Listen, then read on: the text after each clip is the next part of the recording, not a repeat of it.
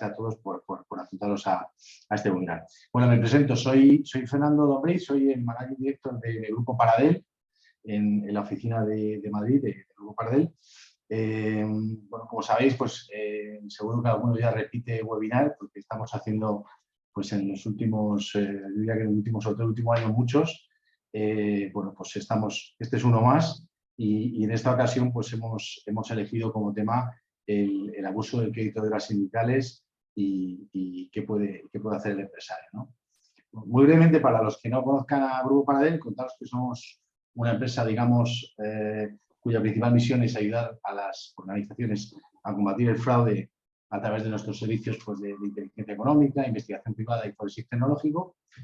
Y bueno, para este webinar hemos tenido la fortuna de contar con Xavier Pera, que es abogado counsel del Departamento Laboral de Garrigues.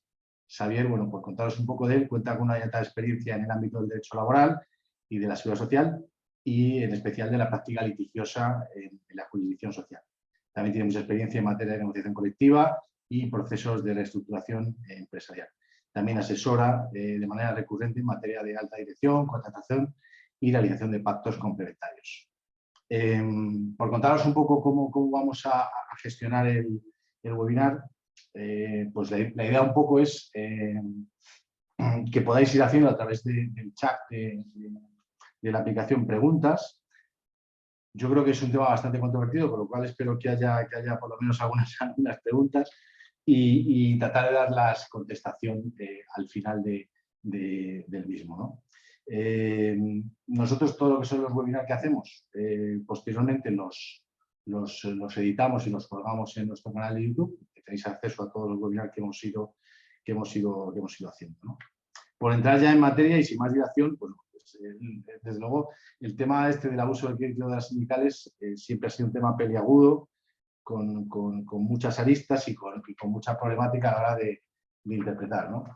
Me gustaría introducir un dato que he buscado específicamente hoy en relación al número de representantes sindicales que hay en España, y actualmente contaros que según las propias fuentes sindicales estamos hablando de en torno a unos 350.000 representantes sindicales que dedican al cabo del año unos 60 millones de horas anuales a su función de representantes sindicales. Creo que es un tema que es de mucho interés y que desde luego en empresas de cierto tamaño pues en algunas ocasiones pues, genera ciertos conflictos, ¿no? El webinar lo va a comenzar Xavier. Xavier nos va a hablar fundamentalmente bueno, pues un poco definir lo que es el crédito horario sindical, su finalidad, la cuantificación, las posibilidades de acumulación. También nos va a hablar de las formalidades que se puede exigir al empresario en el ejercicio del crédito del horario sindical. Nos va a hablar de la denegación del disfrute del crédito sindical. Nos hará también un repaso de la jurisprudencia, digamos, más reciente sobre la temática. Y, bueno, posteriormente yo hablaré sobre todo de la parte, digamos, de la intervención de detectives. Xavier también comentará un poco desde la perspectiva de abogado esa perspectiva. Y sobre todo, pues yo, desde nuestro lado, daremos una serie de consejos que creo que son importantes a la hora de enfrentar una situación de estas y de poder, digamos, plantearse digamos, algún tipo de control en ese tipo en lo que es el uso del crédito sindical, ¿no? Yo, sin más dilación, Xavier, te cedo la palabra y luego, nada, cuando tú termines, pues posteriormente continuaré yo un poquito con los temas comentados. Y muchas gracias a todos. Perfecto, Fernando, muchas gracias. Muchas gracias a todos y bienvenidos por asistir a este webinar. Muchas gracias pues, a Fernando, a Mariano, al Grupo Paradel por darme la oportunidad de participar abordando un tema que, como decía Fernando, pues es un tema interesante, complejo, que presenta aristas, pero que el día a día, y en el día a día de las empresas, pues se nos presentan controversias en relación con la relación con los representantes de los trabajadores y la gestión, el uso, ¿no? lo que podríamos denominar uso y abuso del crédito sindical, ¿no? de entrada debe afrontarse esta cuestión con muchas cautelas, porque estamos hablando de un derecho fundamental, la libertad sindical, estamos hablando de un derecho básico conforme al Estatuto de los Trabajadores, de la relación laboral, y por tanto, de entrada, pues hay esa presunción que veremos de que el representante de los trabajadores lleva a cabo sus funciones, las lleva a cabo correctamente y las lleva a cabo en beneficio de sus representados. Efectivamente, en muchos casos es así, pero en otros no, o no tanto, ¿no? Y todos vosotros, yo estoy convencido que habéis tenido 1000 experiencias sobre pues controversias, conflictos que se puedan dar en el día a día de las empresas sobre esta cuestión. Vale, sin más dilación, os comparto la presentación. Espero. Vale. Como decía Fernando, pues empezaremos con unas breves pinceladas sobre el crédito horario sindical, su finalidad, su cuantificación. Una de las posibilidades que prevé la legislación, que es la acumulación de ese crédito, que puede dar lugar, ¿no?, a los conocidos como liberados. En un segundo punto abordaremos todo lo relativo a qué formalidades puede el empresario, el empleador, exigir en el uso, en el ejercicio de esas horas sindicales. Cabe preaviso, cabe una justificación, cabe una autorización. Esas son las cuestiones que intentaremos resolver, todo ello a la vista de los pronunciamientos judiciales, ¿no? Porque aquí estamos hablando de una cuestión que la teoría queda en un segundo, yo me atrevería a decir que queda en un segundo plano, ¿no? Que lo importante es la casuística y lo que están diciendo nuestros tribunales. En un tercer punto, cabe la posibilidad de negar ese disfrute del crédito horario. ¿Cuándo? ¿Qué requisitos deben cumplirse? Y en cuarto lugar, enlazando con lo que decía Fernando y digamos con el núcleo de este webinar, es el papel de los detectives privados, la posibilidad de efectuar un seguimiento a la actividad del representante para controlar el uso de ese crédito horario, ¿no? Y finalmente, pues haremos un repaso, aunque veréis que a lo largo de la presentación pues iremos mencionando pues las sentencias que han ido dando luz a toda esta materia. Bueno, en primer lugar, el crédito sindical es una de las garantías que prevé el Estatuto de los Trabajadores, que otorga a los representantes para que puedan llevar a cabo sus funciones, todas las competencias que les reconoce la norma, y por tanto debe tenerse esta vertiente muy en cuenta, ¿no? Forma parte de las garantías, forma parte, por lo tanto, de un elemento esencial en el ejercicio de los derechos de representación. Como decía, el derecho de representación, libre sindicación, negociación colectiva, reunión, está conceptuado en el Estatuto de los Trabajadores en su artículo 4.1 como un derecho básico, y por tanto ahí la jurisprudencia a esa conceptuación de derecho básico a la hora de controlar el uso que se efectúa lo considera muy importante. En cuanto a la cuantificación, como bien conoceréis, pues en función de la plantilla de la empresa o del centro, se establece un número de horas mensuales, según el escalado que podéis ver en pantalla. Ahí hay una cuestión previa que tiene su importancia, que es que no todas las horas que utilizan los representantes de los trabajadores son horas que van al cargo. Hay un conjunto de actividades que se considera que van a cargo de la empresa y los debe asumir la propia empresa.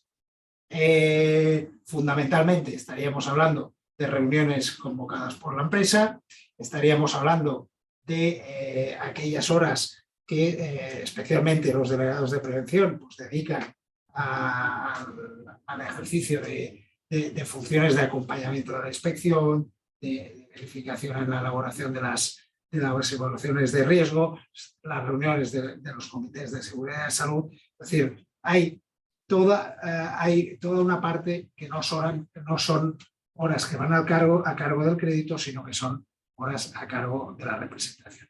En principio, queda clara la distinción, pero es cierto que en la práctica, sobre todo en quién convoca la reunión, en la necesidad de esa reunión y de esa gestión, pues puede dar juego a mucha discusión en este punto. En segundo lugar, como el Tribunal Supremo pues, ha tenido ocasión de reiterar en una sentencia reciente de 14 de julio de 2022, hay que tener en cuenta que la disminución o el incremento de la plantilla pues, supone ajustar en más o menos ese. Finalmente, respecto a este punto, la acumulación, ¿no? Aquí el estatuto no contiene una regulación de la acumulación, simplemente remite a la negociación colectiva, por tanto, son los convenios colectivos o, en su caso, son acuerdos colectivos los que prevén esa posibilidad. La posibilidad que prevé o a la que se está refiriendo la norma es acumular las horas que tiene un representante de los trabajadores en favor de otro representante. Hasta el punto que puede la suma de horas cedidas, de acumulación de horas, pues puede dar lugar a los denominados liberados sindicales, que son más habituales pues, en empresas de grandes dimensiones, en los que pues, hay determinadas personas, determinados miembros de la representación que acumulan todas las horas sindicales y, por tanto, durante toda su jornada llevan a cabo funciones de representación. Es importante tener en cuenta dos cuestiones, ¿no? Una, que cuando se reúne al mismo tiempo la condición de representante de los trabajadores con representante unitario, es decir, miembro del comité de empresa, delegado de personal, con la condición de delegado sindical conforme al artículo 10 de la LOLS, es decir, aquellos delegados de los sindicatos más representativos y con presencia en los comités en empresas o centros de más de 250 trabajadores. En este caso, no hay una acumulación de los dos créditos, hay un único crédito. Es verdad que en ocasiones yo me he encontrado pues, que en empresas se ha llegado a aceptar o se ha llegado a pactar esa posibilidad de duplicar el crédito en una única persona. Legalmente no es así. También es verdad que es decir, la alternativa a efectos de tener más horas la tienen designando, que es lo que acostumbra a suceder, designando a una persona que no es miembro del comité como delegado sindical. También hay que tener en cuenta que, salvo pacto en contrario, dentro de esas acumulaciones no cabe acumular horas entre representantes unitarios, es decir, entre miembros del comité, delegados de personal con delegados sindicales. Aquí estos serían los supuestos legalmente previstos de acumulación, remitiéndose a la negociación colectiva, pero lo cierto es que en la realidad práctica yo me he encontrado pues, en casos en donde lo que se acaba negociando o se acaba conviniendo son otro tipo de acumulaciones, ¿no? Fundamentalmente acumulaciones individuales, pero que van más allá del uso mensual. Es decir, el crédito que antes comentábamos es un crédito de uso mensual, que su no agotamiento en un mes no se traspasa al mes siguiente, pero es cierto que en ocasiones, por interés de ambas partes, pues no es descartable encontrar acuerdos en donde se pacta pues una acumulación individual del crédito trimestral o del crédito anual. Bueno, ya si hay alguna duda sobre este primer punto, pues encantado lo abordaremos al final. Respecto a las formalidades que puede exigir el empresario, ¿no? el empleador. Partimos de la base de que estamos hablando de un permiso retribuido, regulado en el artículo 37 del Estatuto, y como tal, si nos cogemos al literal de la norma, como un permiso más, lo que se exige es un preaviso y una justificación del motivo de ese permiso. Esa es la premisa de partida, pero ahí hay que tener en cuenta, y a ello nos conducen las distintas sentencias que se han venido dictando desde antiguo, que en el caso del crédito sindical, esos requisitos de preaviso, de justificación, lo cierto es que quedan muy relativizados, se hace una interpretación laxa y por tanto no podemos equiparar el preaviso, la justificación que podemos exigir en otro tipo de permisos con el que se puede exigir en el caso de las horas individuales. Respecto al preaviso, sí que hay consenso de la posibilidad de su exigencia.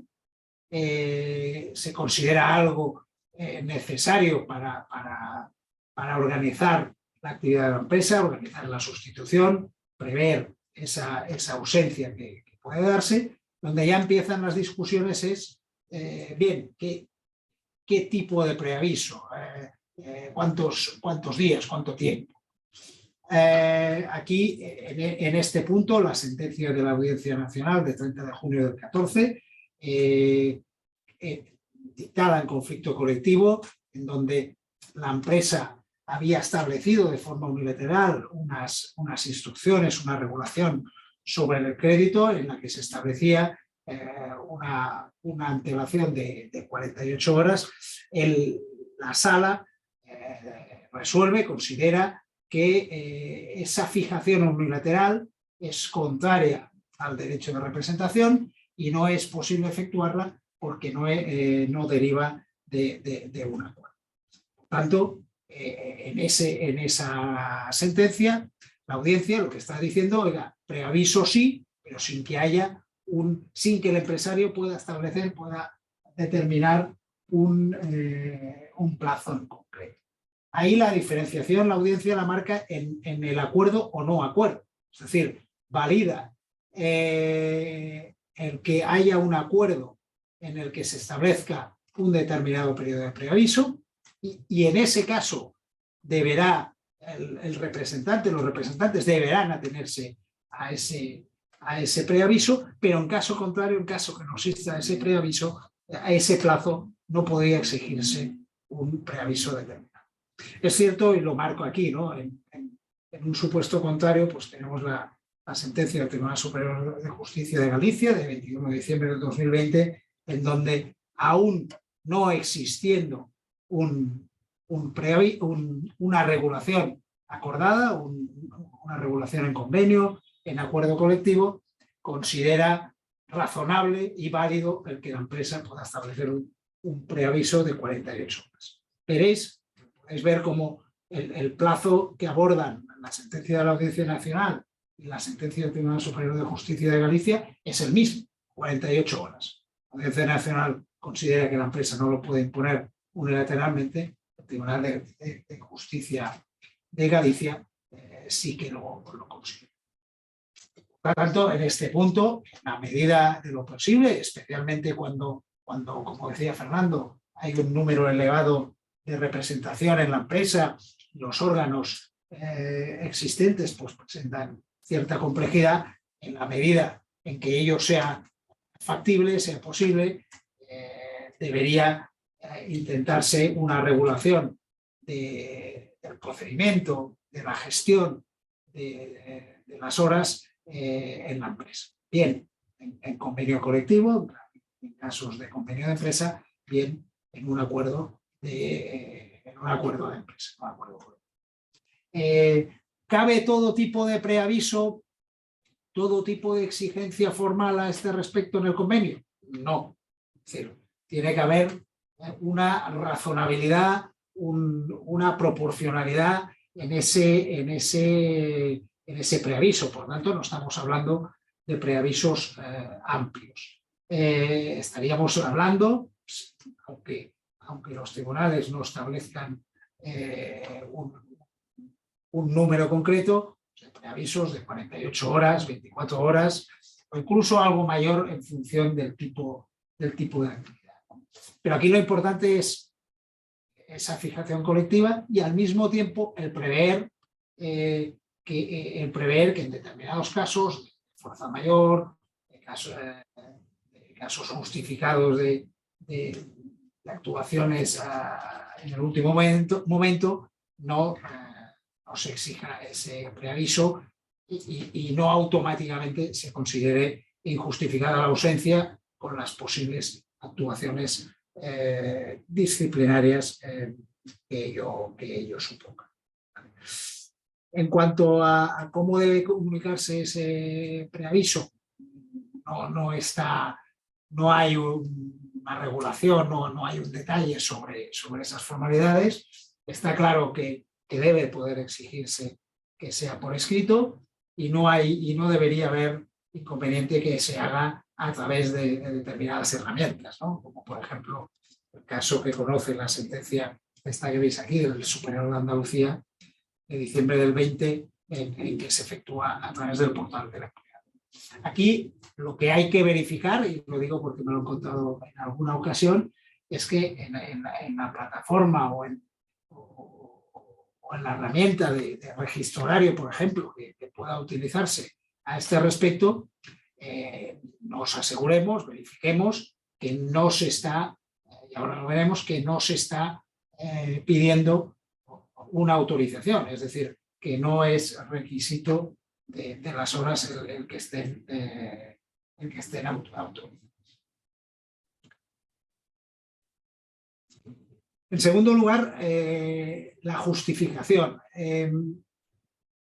¿Tiene que justificar el representante el uso de las horas? La respuesta sería que sí, pero esta respuesta tiene muchos matices, ¿no? Sí, pero ¿qué tipo de justificación?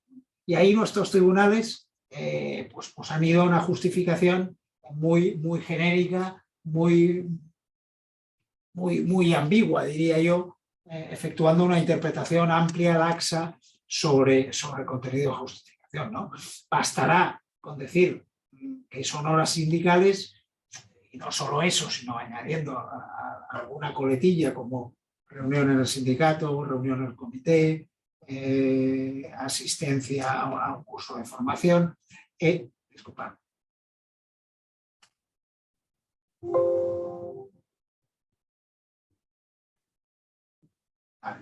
Decía, bastará con este tipo de información para que se considere cumplido ese requisito. Es decir, lo que sí que no podemos exigir es una minuciosidad, un detalle, una acreditación documental amplia de a qué se están dedicando esas horas.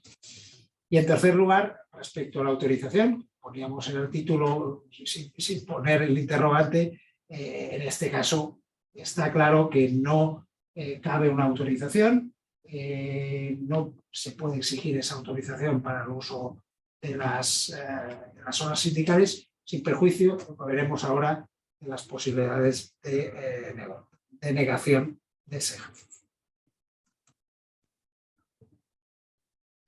Denegación del disfrute. ¿Puede denegarse el disfrute? La respuesta sería, de entrada, la respuesta sería sí, pero con muchos peros. Es decir, cabe, teóricamente, sobre el papel, cabe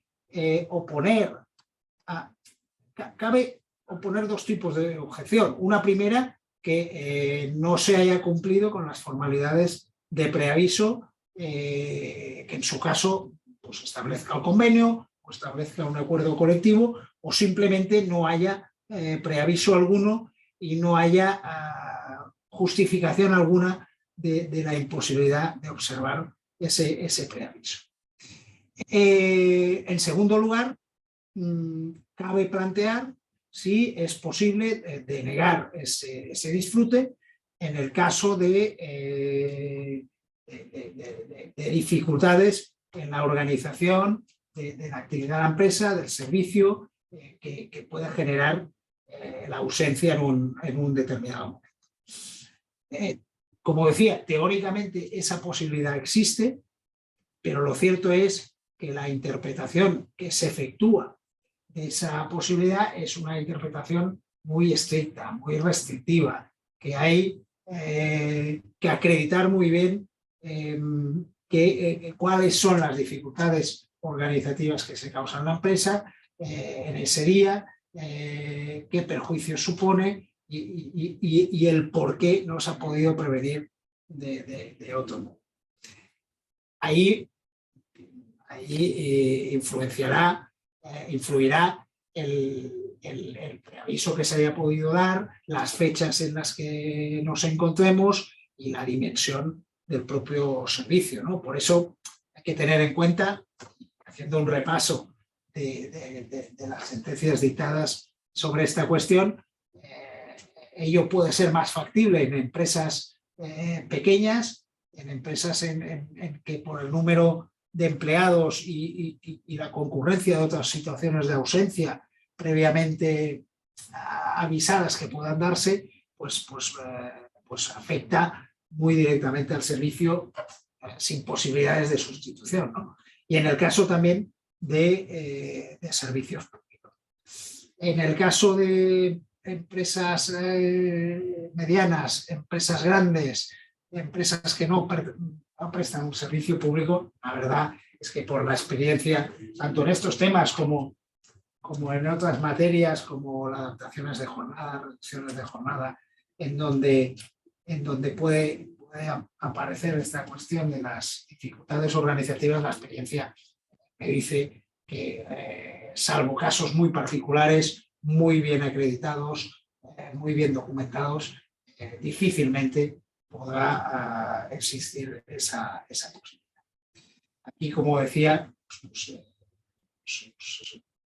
a título ilustrativo, pues os indico algunas sentencias dictadas fundamentalmente en casos de servicios públicos en fechas muy concretas, ¿no? Aproximadas vacaciones de Navidad, aproximadas vacaciones de verano, con poco preaviso, con permisos, incluso créditos horarios previamente concedidos, que dificulta el funcionamiento del servicio, ¿no?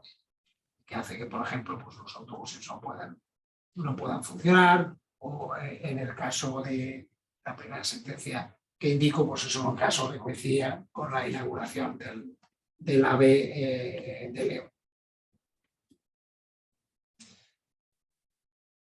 Y finalmente, y para no extenderme en exceso, pues un tema, tocamos el punto relativo al control del uso del crédito horario sindical a través de detective privado y la acción disciplinaria que puede llevar a cabo el empresario ante la constatación de un uso irregular o un uso incorrecto. Este tema, de todas las maneras, pues también se abordará por Fernando a continuación.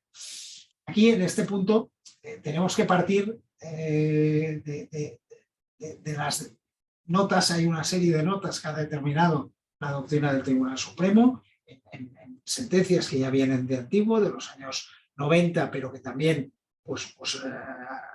han sido reforzados con las sentencias del 13 de marzo del 2012, con la sentencia de 15 de octubre del 2014, en donde el Supremo nos recuerda determinados puntos que hay que tener muy en cuenta a la hora de determinar, de decidir qué control podemos efectuar sobre el uso del crédito y qué acciones podemos llevar a cabo. En primer lugar, y como decía al inicio, hay que tener muy presente que se trata de una garantía del representante que lo que persigue es facilitar esa función de representación de intereses de los trabajadores y, por tanto, bajo esa premisa debe partirse de la libre disponibilidad del crédito. Esto enlaza con un segundo punto, que es esa presunción de probidad, esa presunción de que el representante efectúa un uso correcto del crédito y en eso hay que confiar y, por tanto, en los casos en que ello no sea así, debe ser la empresa, será el empresario el que aporte prueba, como veremos, legal y consistente sobre ese uso irregular. Después hay un punto también importante porque que se ve en varias sentencias, que es lo que el Supremo denomina el ejercicio multiforme. Es decir, no solo se ejercen funciones de representación desde el sindicato, desde la empresa o el local del comité o desde ámbitos, organismos públicos, sino que las funciones representativas pueden ejercerse, desarrollarse desde múltiples espacios, ¿no? Y ahí pues es baladí el caso de bares, restaurantes e incluso bares de copas y en horarios que no tienen por qué coincidir con la jornada. Por tanto, eso en las labores de control, de fiscalización, habrá que tenerlo muy en cuenta. En cuarto lugar, y como os decía, al incardinarse esas tareas representativas en los derechos básicos del artículo 4.1 del Estatuto, el Supremo lo que indica es que ello conduce a que la interpretación de la facultad disciplinaria, en este caso, deba efectuarse de modo restrictivo. Por tanto, la acción disciplinaria y especialmente la acción del despido disciplinario únicamente será posible en aquellos casos en que haya un uso en provecho propio, un uso irregular manifiesto y habitual. Es decir, debe haber una continuidad, una claridad, una contundencia en ese abuso y no solo desvíos puntuales en el cumplimiento de las horas informadas o de los días. El tribunal utiliza una frase que después recogen las sentencias de los tribunales superiores de justicia, que es el que esa conducta sostenida en el tiempo ponga en peligro el derecho legítimo de que los representantes formen un cuerpo coherente con sus representantes. Por tanto, partiendo de esa premisa, habrá que tener muy en cuenta las circunstancias que se dan en cada caso. En quinto lugar, es la prohibición de efectuar una vigilancia singular. Es decir, lo que no cabe desde la doctrina de nuestros tribunales es efectuar una vigilancia específica aposta para ir a buscar, para ir a descubrir si se está haciendo un uso correcto e incorrecto del crédito horario sindical. Esa posibilidad de vigilancia a través de detectives privados tiene que partir de la existencia de sospechas fundadas en las posibles, en la existencia de irregularidades en el ejercicio del crédito horario e incluso en el ejercicio de las funciones laborales de esa persona, y debe asegurarse que esa vigilancia no es desproporcionada, no es idónea ni no razonable. Es decir, tiene que hacerse ese triple examen de la proporcionalidad, la idoneidad y la razonabilidad para considerar la posibilidad de ese seguimiento a través de detective.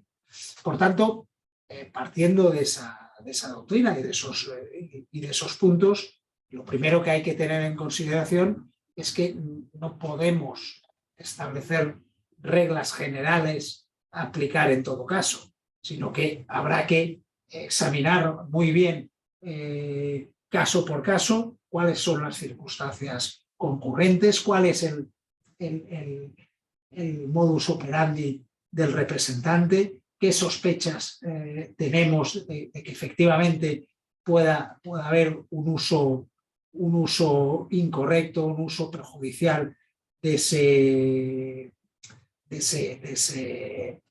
ejercicio de las horas sindicales, y debe ser una vigilancia, como decíamos, no sindical, es decir, que no haya no singular, perdonar, que no haya, que sea proporcionada, que sea idónea, que sea razonable, es decir, que no haya otro medio posible, que ese medio permita conseguir el objetivo de detectar conductas irregulares y que no sea permanente en el tiempo, que sea estrictamente necesario para constatar esas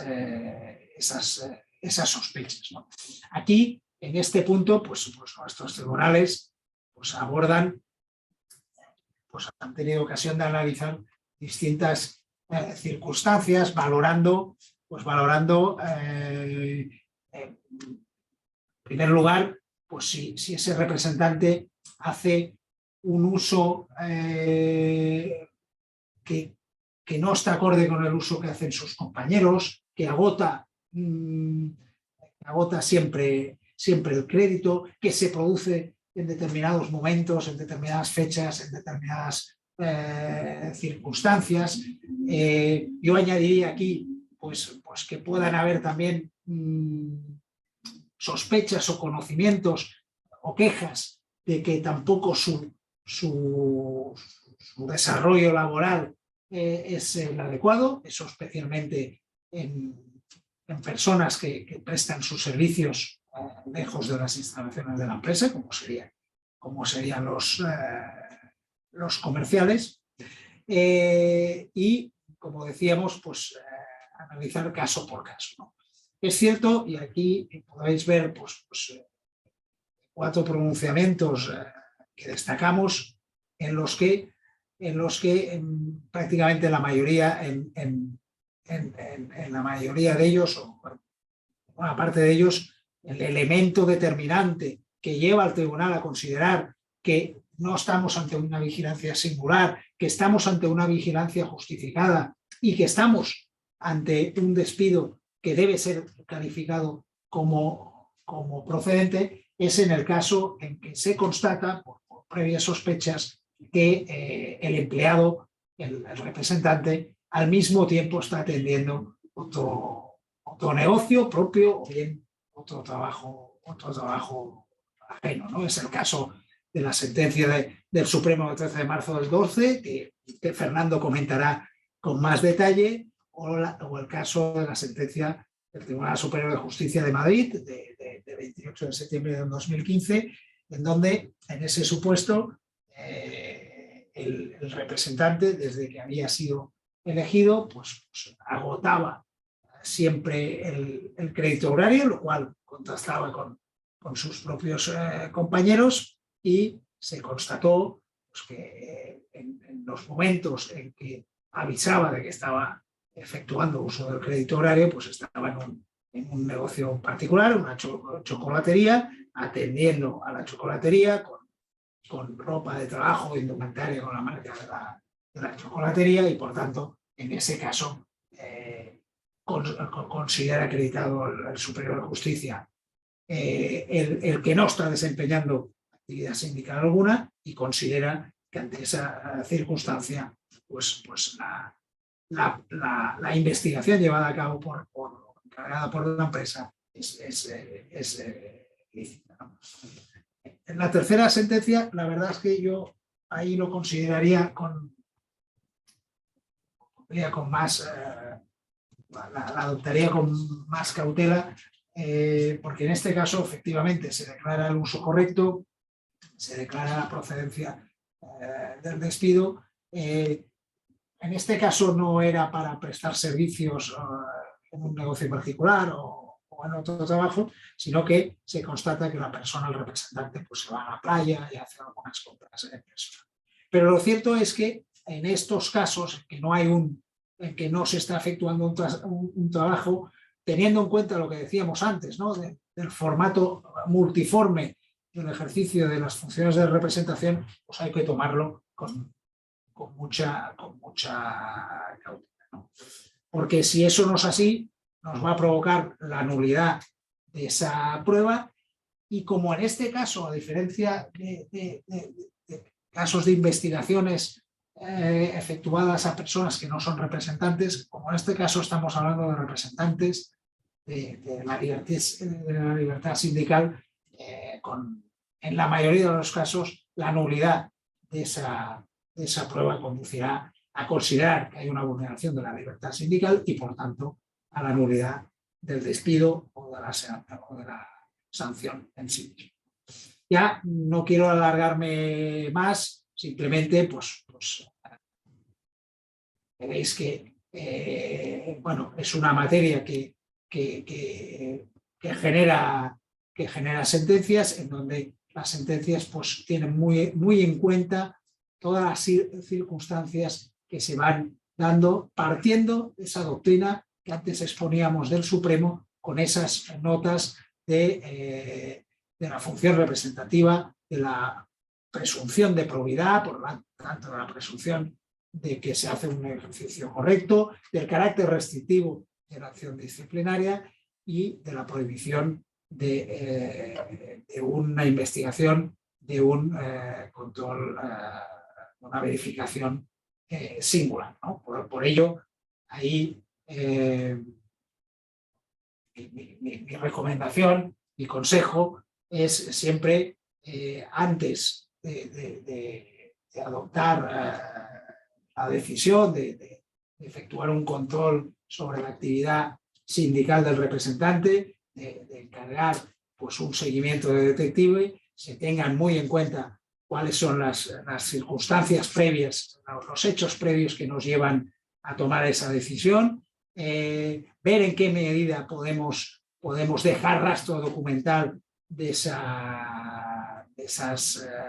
hechos previos, de esas circunstancias previas, porque después habrá que probarlo en juicio. No basta con decir que teníamos sospechas y ya está. Es decir, deberemos ser capaces de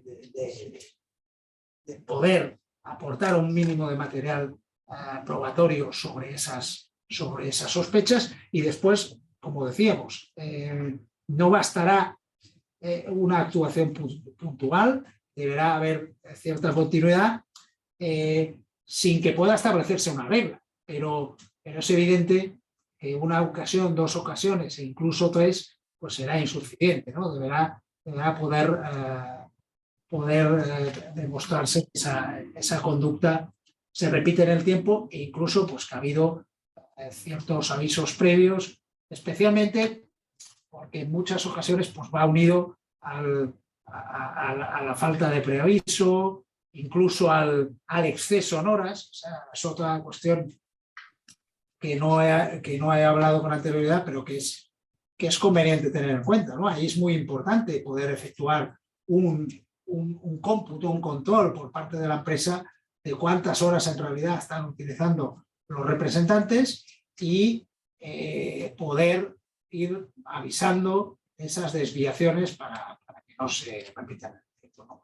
Y con esto, y sin perjuicio, pues que seguramente se generan muchas dudas, comentarios o muchas experiencias al respecto que podemos dejar para el final, pues hasta aquí mi intervención. Doy la palabra a Fernando, que seguro que nos acabará de ilustrar sobre la materia. Muchas gracias, Xavi, por todo. Voy a compartir pantalla.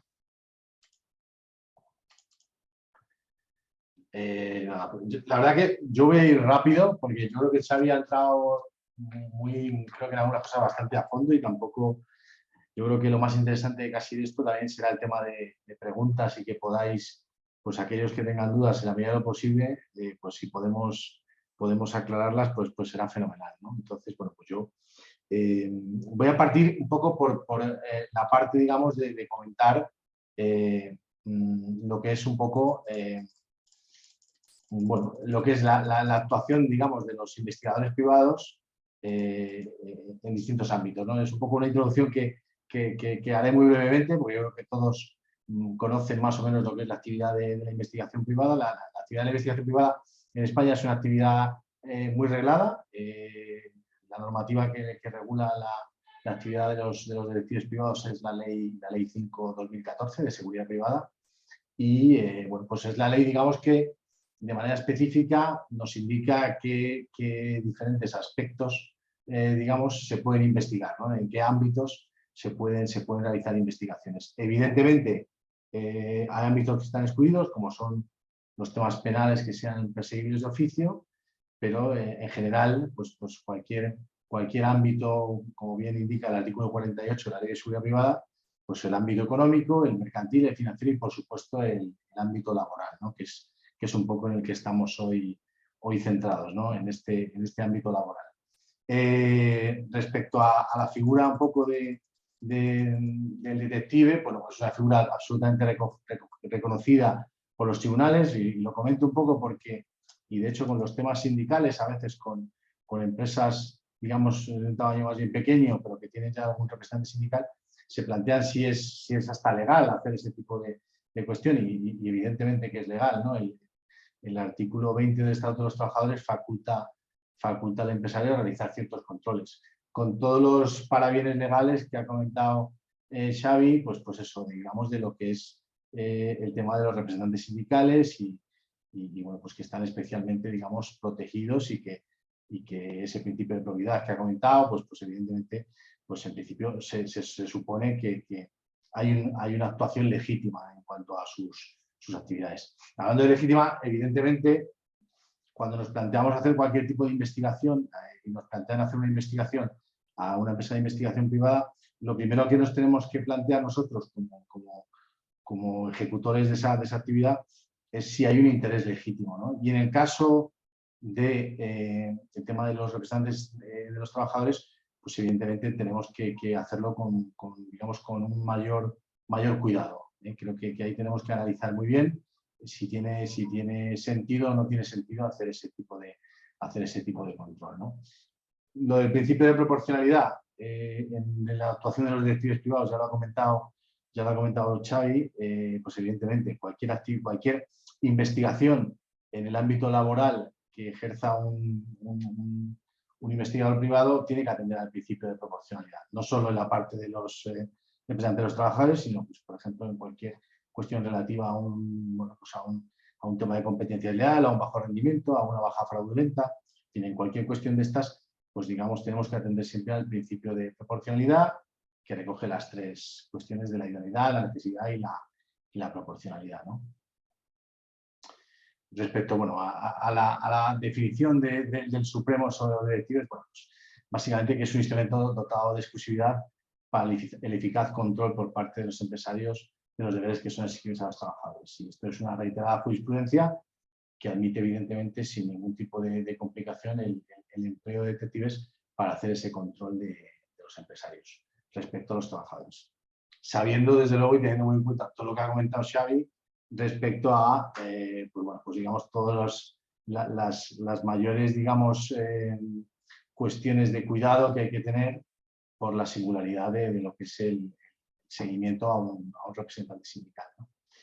Yo de estas voy a pasar un poco rápido todas estas, si me lo vais a permitir, porque en realidad creo que son todo cuestiones que ya ha tratado Xavi, incluso pues esta famosa sentencia de las reuniones que son admitidas en establecimientos pues, tipo bares, y bares nocturnos, por entendernos de alguna manera. O sea, que por ahí, bueno, pues evidentemente eso no es una prueba que los tribunales vayan a admitir, en el que vayan a decir que por eso no se está haciendo una actividad, digamos, sindical, ¿no? Lo que está claro es que, bueno, ya lo ha comentado Xavi también, la jurisprudencia es absolutamente restrictiva en el empleo de detectives, lo cual, desde luego, no quita que sea una medida de control totalmente adecuada. Es decir, la cuestión está un poco en ver esa justificación, ¿no? Que comentaba también Xavi, de ver cómo el por qué puede tener, digamos, el empresario esa sospecha de que hay digamos, un abuso en el uso de esas horas sindicales, ¿no? Entonces ahí tenemos que bueno, pues intentar ver, estudiar muy bien el asunto de cara a que, bueno, pues no cometamos, digamos, el tema de meternos en un terreno pantanoso, por decirlo de alguna manera, ¿no? Yo he cogido algunas definiciones de una obra de Miguel Ángel Almendros que he estado releyendo estos últimos días para verificar un poco cómo ven el tema del despido y el uso de este tipo de cuestiones. Y bueno, es un poco redundar en lo mismo que ha comentado Xavi, ¿no? Que el abuso o utilización desviada para otros fines ajenos a la función sindical quede probado y sea manifiesto, que esa utilización incorrecta sea habitual, que sea continuada, es decir, al final no vale que puntualmente hagamos un seguimiento y veamos algo que nos parezca, digamos, que atenta contra digamos, lo que se supone que es el uso adecuado de esas horas sindicales.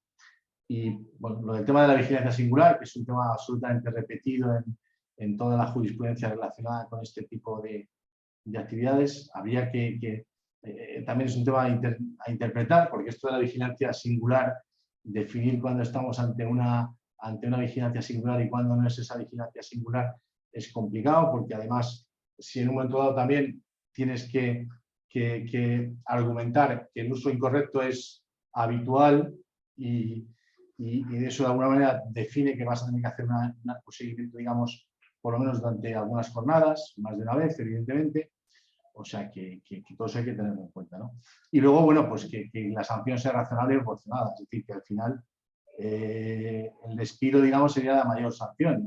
Habría que ver si eso sabrá mucho mejor que yo, si hay otras sanciones, digamos, intermedias que también podrían ser adecuadas, ¿no? Para este tipo de cuestión, ¿no? Como comentaba Xavi, que ha estado comentando algunas sentencias, yo sí que solo he elegido esta, porque me parece bastante interesante respecto a todo lo que aporta, ¿no? Y es una sentencia muy famosa en relación a este tema, de la sentencia del Supremo del 13 de marzo del 2012. Es una sentencia en la que ya digamos, en primera instancia el despido es declarado procedente, se recurre al Tribunal Superior de Justicia y también declara la procedencia, y no se admite tampoco el recurso de casación por parte del Tribunal Supremo. El caso es, en este caso, bueno, pues llegan, digamos, sospechas a la empresa de que se está aprovechando lo que es la utilización del crédito sindical en beneficio propio. De hecho, la empresa lo que sospecha es que específicamente pide el uso de esas horas sindicales cuando tiene necesidad específicamente para hacer una labor en beneficio propio.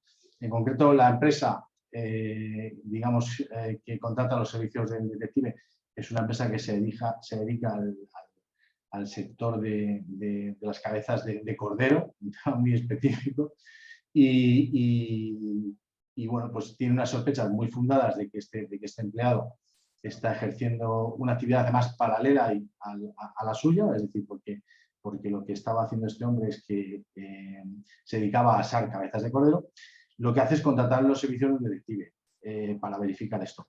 Y específicamente lo que hacen es, digamos, contactar con el empleado y bueno, le llaman y le hacen un encargo de hoy pues para mañana. Entonces, en definitiva, en ese momento, justo que se realiza el encargo, el representante sindical pide la solicitud del permiso sindical para el día siguiente y efectivamente al día siguiente se comprueba que ha utilizado, digamos, las horas sindicales para quedar con el detective y bueno, pues realizar la entrega de, en este caso, de las cabezas de cordero asadas. Este hecho, además, se hace, no recuerdo que es un mes de julio y en el mes de agosto repiten exactamente la misma dinámica, ¿no? Es decir, vuelven a quedar con él y vuelven a ver que sucede exactamente lo mismo, ¿no? De alguna manera, quizá con una sola vez hubiera quedado un poco cojo la prueba, ¿no? Pero quizás el hecho de poderla repetir, pues es muy interesante. En concreto, la sentencia dice, la empresa no contrató a los detectives para vigilar al trabajador, sino que una vez que este había solicitado los días para actividades sindicales y tras la llamada de un cliente a un pedido, el recurrente solicita ese crédito sindical para poder atenderlo. Con lo cual, bueno, pues queda, digamos, bastante evidenciado que bueno, había un uso, digamos, un abuso en ese uso del crédito sindical, ¿no? Respecto a... Yo me he permitido dar algunos consejos desde nuestra experiencia, porque este tema es un tema que se plantea muchas veces, que nos lo plantean muchas veces empresas clientes, porque, bueno, es decir, no hay que pensar que el representante sindical, evidentemente, no es un pequeño porcentaje el que abusa de esta situación, o el que abusa, digamos, de una manera muy clara, ¿no? Pero bueno, es un tema que se plantea mucho, ¿no? Entonces, yo lo que sí daría es unos cuantos consejos que creo que pueden venir muy bien de cara bueno, pues a tener las mayores posibilidades de si efectivamente podemos demostrar que ha habido un abuso, pues que normalmente el objetivo de la empresa en este caso suele ser el proceder a un despido procedente, ¿no? Y de estos puntos, el primero es que el control nunca debe recaer sobre el propio contenido de la actividad representativa, es decir, no le debe, o sea, no deben poner el foco en si va al sindicato, si con quién se ha reunido, con quién se ha dejado de reunir, sino si efectivamente hay un mal uso de ese crédito sindical, ¿no? Es decir, que nosotros hemos visto ocasiones en las que has hecho un seguimiento a un representante sindical que casualmente, pues, determinados viernes te pide las 3 horas salir 2 o 3 horas antes y el otro se va a casa y eso pues normalmente pues no demuestra nada, ¿no? Y en otras ocasiones también les hemos visto hacer labor sindical en el que efectivamente pues se han pasado por el sindicato y demás, ¿no? Pero digamos, otro tema muy importante que debéis tener en cuenta, y además he visto, preparando un poco el webinar, he visto varias sentencias en las que el despido se declaraba improcedente, entre otras cuestiones, uno, porque argumentaban que el hecho de ir a casa era un no uso, digamos, adecuado de las horas sindicales, y por otro lado, porque se excedían en el número de horas en las que seguían a esa persona. Es decir, si un representante sindical sale 2 horas antes del trabajo y tú quieres controlar si efectivamente hay un uso adecuado de esas 2 horas que solicitas saliendo del trabajo, el detective tiene que hacer un informe exclusivamente de lo que sucede en esas 2 horas.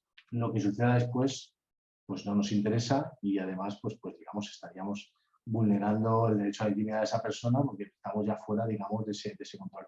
Y sin embargo, pues no es ni el primero ni el segundo error que he visto en varias resoluciones con el empleo de detectives, ¿no? Lo del tema del interés legítimo es evidente lo que hemos ya reiterado, es decir, tiene que haber unas fundadas sospechas. Si no hay esas fundadas sospechas, no se debería realizar este tipo de control. Sí que es verdad que a veces que Xavi lo ha comentado un poco, ¿no? Nos sucede muchas veces que el representante sindical, digamos, tiene una doble función en la empresa. Por un lado es trabajador y por otro lado es el representante sindical. Puede ser que por H o por B, digamos, su rendimiento laboral haya disminuido, hayan tenido algún tipo de noticias sobre pues, falta de visitas, en el caso de que fuera pues, un comercial o algo de esto. Y en este caso se nos plantean a veces seguimientos en los que estamos siguiendo a un representante sindical, pero digamos, no pone el objetivo tanto de hacer ese control del uso del crédito sindical, sino digamos, un tema de su actividad profesional, actividad laboral, ¿no? Y como comentaba Xavi, es especialmente adecuado el empleo de detectives para ese tipo de controles cuando lo que es la actividad laboral se ejerce fuera de lo que es las instalaciones de la propia empresa, ¿no? Dejo ahí también una nota sobre que los domicilios particulares, porque esto nos ha pasado, ya digo, en sucesivas ocasiones, bueno, que eso no demuestra nada y que no se puede presumir que no hay actividad sindical por el hecho de que una vez el representante sindical sale del trabajo se va a su domicilio, ¿vale? Y que realmente lo que tratamos normalmente de obtener, las evidencias que normalmente se tratan de obtener con este tipo de pruebas, fundamentalmente es que hay un empleo del uso del crédito sindical en un beneficio propio, ¿no? Esas, digamos, serían las más evidentes, ¿no?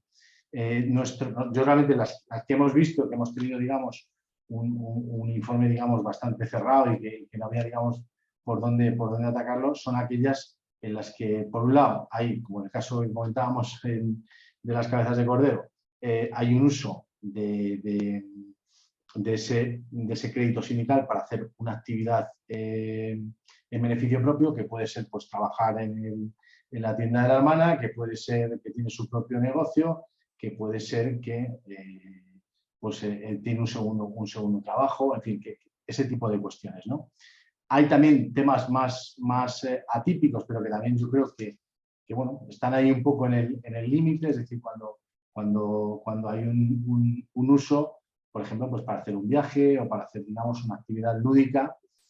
Bueno, pues yo creo que ahí también, dependiendo de la reiteración, pues podríamos decir que creo que sí que podría llegar a tener, digamos, una prueba sólida para un despido procedente. Nos hemos tenido hace no mucho tiempo el caso de un representante sindical que también dedicaba todas las horas sindicales a realizar un determinado deporte y, digamos, judicialmente pues la cosa salió bastante bien para la empresa cliente, ¿no? Porque se pudo demostrar que era un auténtico abuso, porque realmente nunca de los días que se le hicieron se debió hacer ningún tipo de actividad que tuviera nada que ver con el tema sindical, ¿no?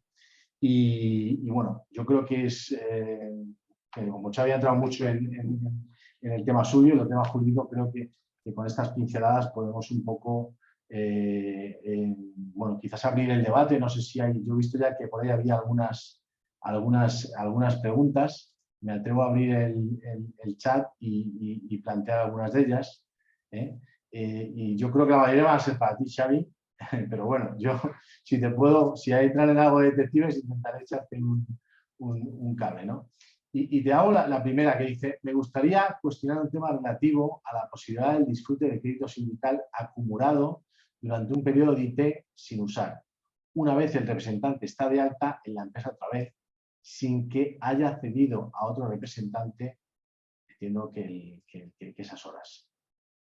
No sé si te lo puedo, si lo has, o te lo vuelvo a leer.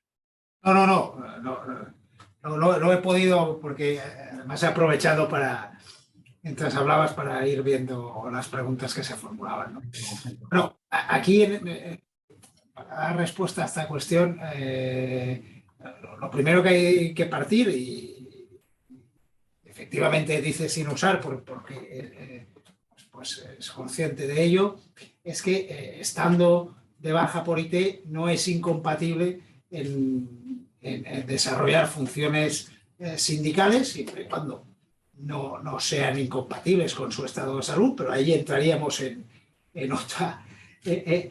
otro tema muy interesante también sobre la incompatibilidad con la IT, pero el hecho de estar de IT no impide el ejercicio de funciones de representación, no impide la pregunta que yo tengo en muchas ocasiones: oye, es que me viene a una reunión el representante que está de IT. Oye, no hay impedimento alguno. Claro, partiendo de esta premisa y partiendo del hecho de que tampoco, es decir, aún no estando de IT, aún estando trabajando durante todo el mes, no hay, es decir, el ámbito temporal es el mes y dentro de ese mes pues el representante se organiza, reparte como considera. Partiendo de esa premisa, cabría aplicar lo mismo a esa, en mi opinión, a esa pregunta, ¿no? Es decir, partiendo de la premisa de que mi té se puede ejercer y se puede hacer uso, pero partiendo de la premisa también que no estamos ante un crédito diario, un crédito semanal, sino que estamos ante un crédito mensual, pues bueno, pues puede hacer un uso acumulado, entre comillas, una vez se reincorpore. Siempre teniendo en cuenta la jornada que le queda y que eso sea posible, ¿no? Pero es decir, a este respecto yo lo plantearía de esta manera. Cuestión distinta es el ir más allá del mes, que como decíamos, como regla general no cabe, el crédito es mensual, y cuestión distinta es qué pasa con otros supuestos, como por ejemplo el de las vacaciones, que sí que aquí el Supremo pues ya tuvo ocasión de pronunciarse en el sentido de que durante las vacaciones no se devenga el crédito y por tanto cuando se computan las horas mensuales, pues el Supremo dice que hay que computarlo por 11 y no por 12. Es verdad que ahí será la casuística, que en mi opinión pues habría que hacerlo ahí sí en proporción, siguiendo esa doctrina de qué pasa cuando el ejercicio cuando el ejercicio de las vacaciones no es el mes entero, ¿no? Si no son por semanas. No sé si con eso doy respuesta a la pregunta y si hay conformidad o no, lo podemos debatir y podemos aquí discutirlo. Aprovecho y te leo alguna más que hay por aquí. Aunque yo creo que alguna, bueno, se ha hablado de ello, pero por antes podamos profundizar un poquito más, ¿no? Dice Carolina, nos dice, ¿puede el trabajador avisar en el mismo día sin tiempo para organizarse la empresa sobre su disfrute de horas sindicales? A ver, aquí claro, si el preaviso es el mismo día, el mismo momento, es decir, aquello, me voy, me he encontrado, me voy de labor sindical, ¿no? Claro, eso, preaviso es poco, Otra cuestión es, ante esa actuación, ¿qué puede hacer la empresa? Es decir, puede denegar esas horas, puede pedir explicaciones, justificación de la imposibilidad de un preaviso mayor, y ahí sí que, en mi opinión, en las primeras veces que lo haga, pues, lo tendremos que aceptar, pero sí que si esa actuación pues, se reitera en el tiempo, pues habría que empezar pues, a hacer advertencias por escrito previas, dejar bien clara la necesidad de ese preaviso y entrar primero en considerar no justificada, o sea, no conceder esa ausencia, considerar injustificada esa ausencia si efectivamente se disfruta, y en última instancia, posteriormente, ya valorar el régimen disciplinario, ¿no? Pero ahí hemos de ir poco a poco, ¿no? Es decir, de forma gradual. Claro, es cierto que si tenemos un convenio colectivo o tenemos un acuerdo colectivo donde fija claramente un preaviso, aún con una posibilidad de que no sea posible observar ese preaviso en determinadas circunstancias, y eso no se cumple por el representante, ahí sí que podría denegarse ese disfrute.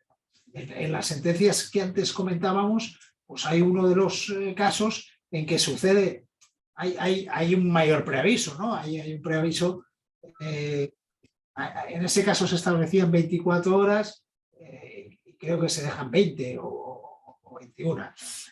Y en ese caso se deniega por necesidades del servicio que se puedan justificar, y especialmente por el hecho de que no se acredita esa imposibilidad de cumplir con esas 24 horas entre otras cosas, porque habían otros representantes que sí que habían preavisado con esa antelación. Con lo cual, de entrada, influirá el que esté recogido un preaviso específico o no, y habrá que tener una actuación gradual.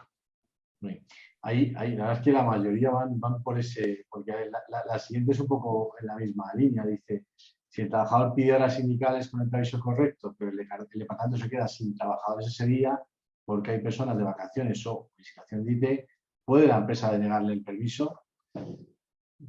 Pero yo aquí la respuesta de entrada, por experiencia, diría que no, salvo los supuestos que antes comentábamos, ¿no? Salvo empresas pequeñas en donde el número de empleados sea muy limitado y efectivamente concurran esas otras... Tipología, ¿no? De servicio también, ¿no? Sabía, supongo, a veces, ¿no?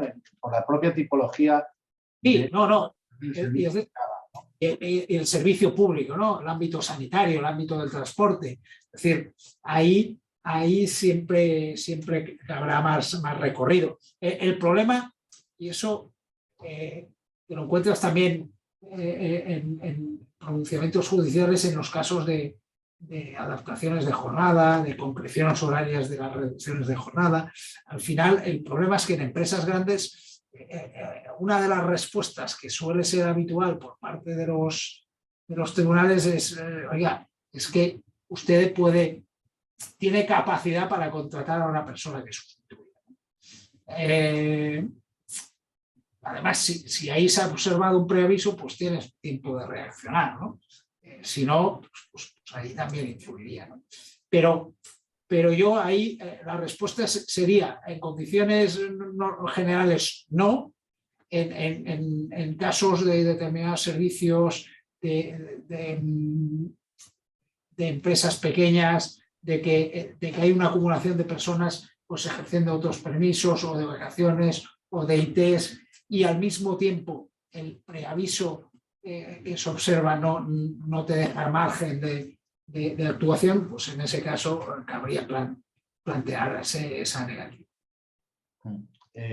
No sé si, es que yo creo que Diego nos está pidiendo también intervenir. Yo no sé si Andrés le podría dar, como él está silenciado, no sé si nos escucha, porque Diego yo creo que está intentando intervenir de palabra. Vale, mientras tanto, mira. Yo sí, acabamos la última quizá, ¿no? Diego. Sí. Bueno. Hola, ¿qué tal? Luego seguimos si quieres con la otra que nos ha quedado por ahí. Perfecto. Sí, genial. Bueno, buenas tardes, primero de todo. Y, o sea, en relación con la primera pregunta, la que ha planteado Carlos, yo quería, o sea, no me ha terminado de quedar clara la respuesta. Entonces, quería confirmar porque, o sea, entiendo, o sea, no sé si, o sea, estando de baja más de un mes, el crédito era del mes anterior se perdería. En el caso de no haberse disfrutado, por lo que se ha dicho de que con carácter general se circunscriba al mes. O bien hay que circunscribirlo al mes y en ese caso, en el caso de que o sea, pudiendo haberse disfrutado no se haya hecho, se perdería o se acumularía. A ver, quizá no me he explicado bien, ¿no? La regla es que el crédito es mensual, por tanto, es verdad que algún pronunciamiento por ahí hay que permite esa acumulación, pero el crédito es mensual y, por tanto, las horas no utilizadas en un mes no se traspasan al otro mes. Si una persona está de baja todo el mes y no ha utilizado el crédito horario, ahí esas 15, esas 30 horas que tenga, ahí se pierden. Es decir, se abre el nuevo mes y se abren las horas que le correspondan, que las podrá utilizar en el caso de que le den el alta, o incluso aunque no le den el alta, ¿no? Por tanto, si está todo un mes de baja y no utiliza esas horas se fueron. Abrimos el otro mes. Si no está todo el mes de baja y no ha y estando de baja no ha utilizado horas, hombre, si los días que quedan le da para consumir las horas del crédito, podrá hacerlo. Podrá hacerlo. No sé si con esto queda más claro. Sí, sí, perfecto. Perfecto, genial, millones de gracias. Mira, sigo con otra. Dice, buenas tardes, se ha comentado que el tiempo invertido por los representantes en reuniones convocadas por la empresa no computarían en el crédito de horas sindicales. ¿Serían horas de crédito, es una pregunta, ¿serían horas de crédito sindical el tiempo de una comisión paritaria reunida para resolver una cuestión interpretativa del convenio de la empresa, el cual no dice nada acerca de las horas sindicales? Gracias. En mi opinión, sí. ¿En base a qué? En base, pues a... Es verdad que esta es una cuestión, me la encuentro en negociación de convenios, ¿no? Que uno de los puntos que siempre se pide, oye, bueno, ahora es verdad que hace tiempo que no me encuentro con esta petición, pero sí que no hace tantos años, pues una de las peticiones que se pedían ya al inicio es que las horas utilizadas en las reuniones de negociación fueran a cargo de la empresa, ¿no? O no computaron a cargo del crédito, lo cual también sería extrapolable a las horas de la tributaria. Claro, en ese caso, en esos casos, que es verdad que había esas peticiones, pero ya había pronunciamientos judiciales que decían que esas son horas que no van a cargo del crédito, ¿no? Por tanto, efectivamente, en mi opinión, sí, son horas que van a cargo de la empresa y por tanto, sí. Seguimos teniendo algunas más, ¿eh? Creo que... A ver, te cuento alguna más. Dice, ¿se puede acumular en un solo miembro todas las horas sindicales anuales de todos los miembros? En un solo miembro. Sí.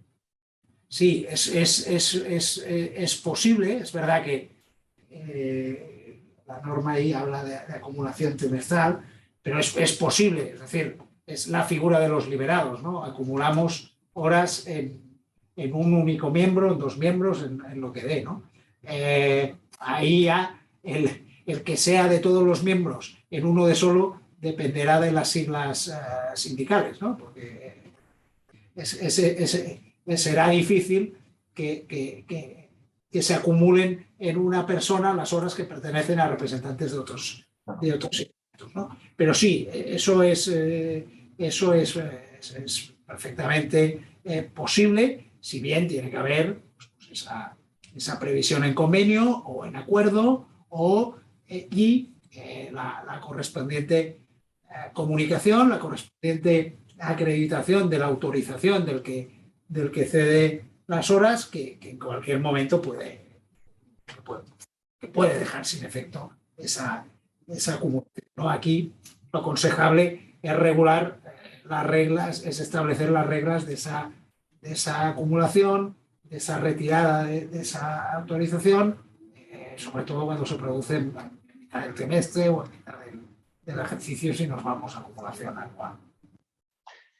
A ver, alguna más que tengo por aquí. En relación a la AIT, cuando se está de baja médica, ¿puede ese mes el representante ceder las horas sindicales a otro miembro? O sea, entiendo que lo que le está diciendo es, estando de baja por IT, si le puede ceder sus horas a otro. A ver, cumpliendo los requisitos de la cesión, es decir, que esté en el convenio colectivo, eso sería posible. Otra cosa es que no haya esa regulación, no haya un acuerdo tampoco colectivo que lo prevea. En ese caso, la posibilidad de acumulación deberá ser aceptada por la empresa. Y creo que la última que tenemos, y yo creo que con esto pues cerramos. ¿Es necesario la firma del resto de miembros para autorizar esa acumulación de las sindicales? ¿Es frecuente la solicitud de un miembro sin la firma de cedente? ¿Sería irregular? Sí, es decir, el estatuto no da más cuenta de ello, ¿no? Simplemente lo que hace es remitir a la posibilidad de acumular las horas entre miembros, ¿no? Pero sí que es verdad que en los convenios que prevén esa acumulación establecen al mismo tiempo los requisitos. Esa acumulación se basa en una cesión de una herramienta o de una garantía que tiene el propio representante. Por tanto, debería constar la firma, o cuanto menos que efectivamente quede claro el consentimiento de esa persona, ¿no? Porque, es decir, es verdad que ahí, sobre todo, por interés del representante, porque si una de las personas que cede no hay una acreditación de que está cediendo esas horas y lo llega a negar, y el cesionario, el receptor, está haciendo uso de más horas, pues ahí efectivamente habría una irregularidad en cuanto al uso de esas horas. Si el que las cede, aunque no lo haya firmado, pues lo ratifica, pues ahí poco se puede hacer, pero la exigencia, y normalmente los convenios es la que establecen, o en las regulaciones que se puedan a fijar a nivel de empresa, es que tiene que haber una constancia escrita de esa cesión, de ese consentimiento, que además pueda retirarse. Nos entró otra, Xavi, a ver, te cuento. Si se acude al TLC a instancia del comité, ¿esas horas empleadas están exentas o van a cargo del crédito individual de cada miembro? Bueno, ahí entramos en toda la controversia, toda la conflictividad, ya no solo en el TLC, sino en los juzgados, ¿no? En la inspección. Claro, ahí la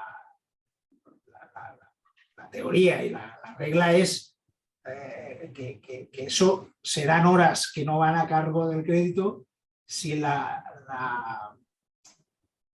asistencia, la presencia es imprescindible.